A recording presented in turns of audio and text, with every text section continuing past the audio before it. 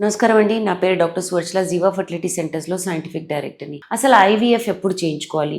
పొద్దాక ovulation induction ఐయుఐఎల్ చేసిన తర్వాత కూడా సక్సెస్ రాకపోతే ఐవీఎఫ్ రాసినప్పుడు ఏం కారణాలు ఉంటాయి? ముఖ్యంగా ఏంటంటే డాక్టర్లు ఎన్ని ఏళ్ళ నుంచి మీరు ట్రై చేస్తున్నారని చూస్తారు, ఏమేమి ట్రీట్మెంట్స్ చేయించుకున్నారని చూస్తారు.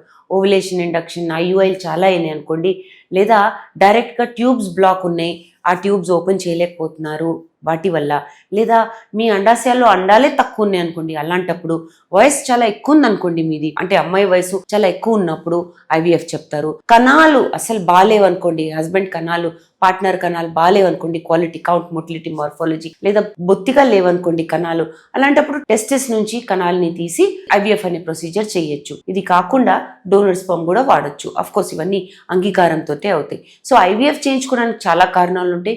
వీటితో పాటు ఎండోమెట్రియోసిస్, పీసీఓఎస్, హార్మోనల్ ఇంబ్యాలెన్సెస్ కూడా చాలా కారణాలు. దీని గురించి ఇంకా వివరాల కోసం తప్పకుండా జీవా ఫర్టిలిటీ సెంటర్స్కి వచ్చేయండి. Thank you.